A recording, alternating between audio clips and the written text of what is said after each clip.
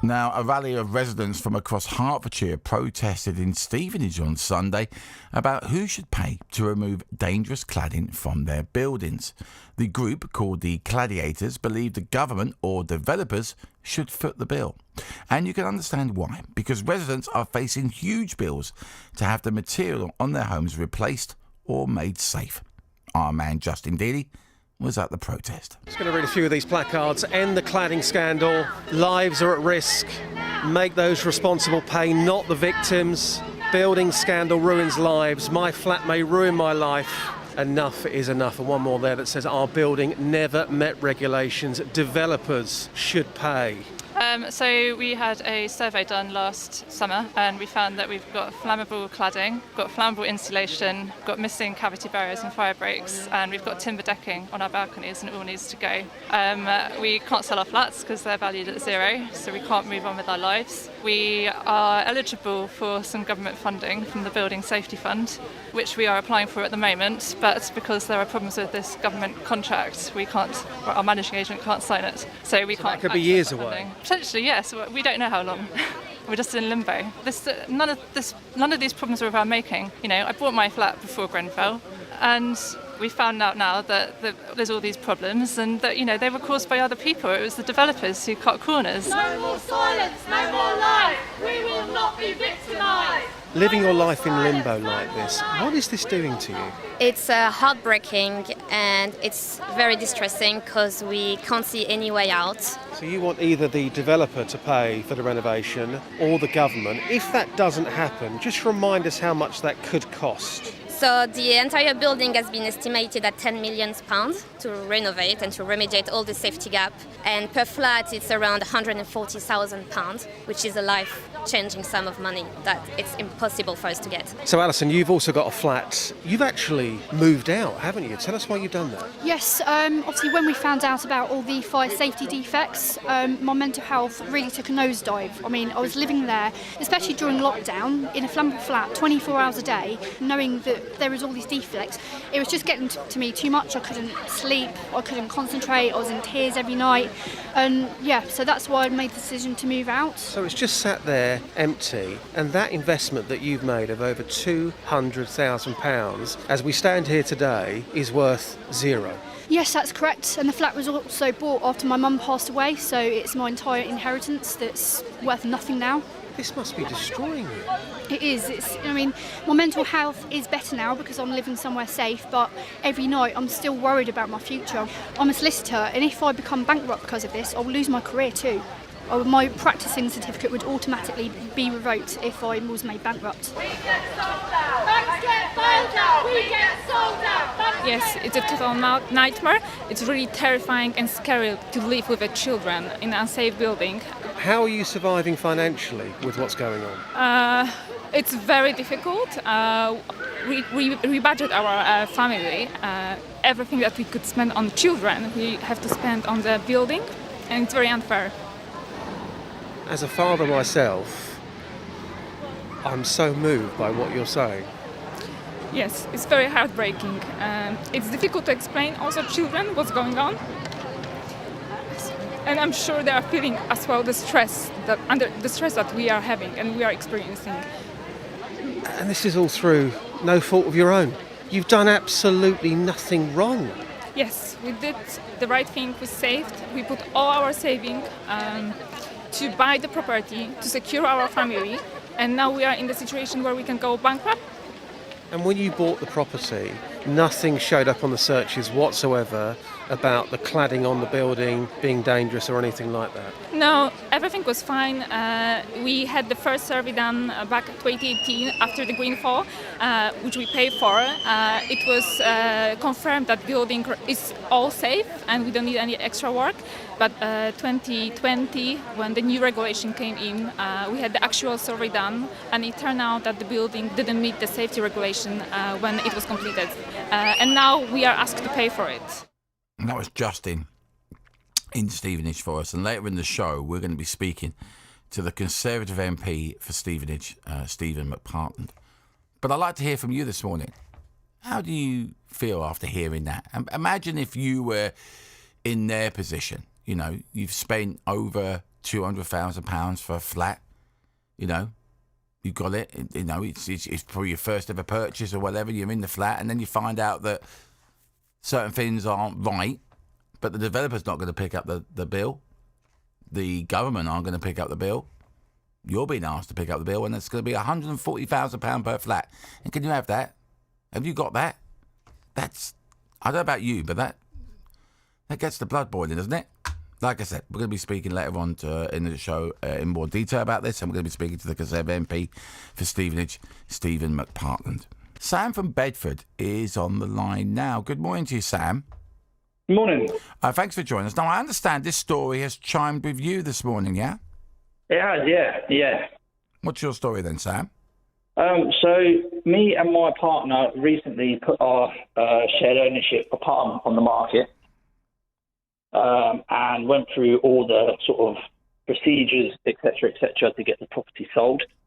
And it's recently come of light that an ESW1 form is required, and that our buyer's lender won't lend without it. Now, subsequently, I've had no help.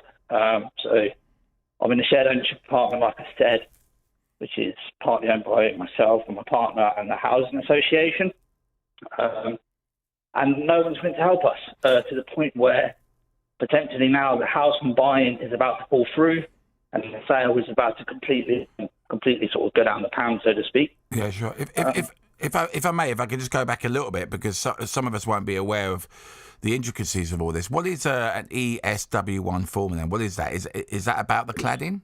Yeah, so what it is the ESW1 form was actually brought in February 2019.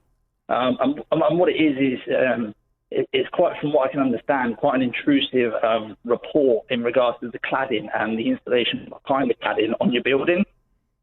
And it's to make sure that it meets certain regulations. You know, I won't be able to tell you exactly what they are, but you have to meet them in order for the cladding to be safe. And it's sort of obviously following Grenfell, which makes perfectly sort of good sense. But the problem what's happening is now is there's thousands of high-rise apartments out there across the UK which all have cladding on the outside. And the backlog of it, for one, is taking years and years and years to get the cladding sorted and inspected. But also, on the shared ownership apartments, like I am, no one's willing to help. No one's willing to take responsibility of this. And subsequently, all you get told is, we're looking into it, you know. But it is very costly. It's going to take years. But I understand the reason behind the ESW1 form, and that, you know, it's meant to make buildings safer. But subsequently, if you can't get that form, like I can't, the ultimate sort of effect of this is destroying people. I'm sorry, go on. No, go on, because you said this is holding up the sale of your flat, the house that you're trying to buy might fall through. So, what impact is this having on you and your life and your family? It's horrendous. It's horrendous. You know, my daughter was born May 2020, so just over a year ago. You know, and like many first-time parents, your life changes forever when your children are born. You know, and for me, following the birth of my daughter, I also had a huge career change. Subsequently, to sort of better my family's life. And to get us out of the shared ownership flat, you know, it served me and my partner well over the years, which is what it was meant to do. But now, you know, I'm a young man stuck in a one-bedroom apartment. Oh my goodness! With a wife-to-be and a 12-month-old baby, and no help. The housing association aren't helping. My solicitors I'm using in the sale are doing all they can for me, but subsequently, no one is willing to help, and now could potentially be stuck in a one-bedroom apartment with my daughter and my partner, and no one wanted to help. Are you worried, Sam? Massively. The amount of stress, anxiety, and the amount of sleepless nights I've had, I couldn't even begin to tell you. And when I heard this on the radio this morning and what was going on, I thought something needs to be said. And I know the protest in Hertfordshire happened over the weekend, but I feel like me and thousands of other people are in this situation, and subsequently, mate, completely helpless. No one can help us, and we're being punished and sort of trapped in this ESW1 sort of scandal. Who's your anger aimed at here, Sam? Is it aimed at the government? Is it aimed at the developer? Where do you throw your anger at? Subsequently, at the moment, I feel like it's the housing association, because they're the leaseholder. So it's down to the leaseholder to provide that form. They're the ones who own the building, essentially. You know. So although you're a shared ownership and you don't own your apartment outright, whenever I've had an issue, for example, I had an issue in my apartment a few years ago, and I wrote to the housing association and said, look, I've got a problem, I've got a leak. What do I do? And they said, anything on the inside is your problem. It's down to you. Anything on the outside, so the communals in the outside of the building, is our problem. I said, okay, great. No problem. Thank you for that. So I went out, got a plumber, got it all repaired. But now this is on the outside of the building, and you're not helping me. But you're still charging me my rent. I've still got to pay my mortgage, and I've still got to have sleepless nights and stress, thinking that, like any young man would do, I can't bet on my family. And that gets me, because like anyone, you go out to work to better your family in order to have the things in life you want, and I can't due to no fault of my own. Sam, I totally get where you're coming from there, man. I totally get where you're coming from. And as you said, you're not the only one in this situation. There are thousands of others. I presume you're kind of like communicating with them via WhatsApp pages and Facebook pages and stuff like that, and they're all saying the same thing, yeah? Yeah, when it first come to light, I kind of felt like I was on my own and thought, this is a bit, I was saying to my partner, I don't know what I'm going to do. The more I start to research it, the more I start to realise there are thousands and thousands of people in the same situation. And I thought, I've got two choices here. We can either sit back and stay in the apartment, and potentially it's going to destroy our lives, or I might only be sort of a one-man band, but I want to share my story, and I want it to be heard, and I want people to realise that the idea behind the ESW1 form is there, and it's for a reason, and I get that.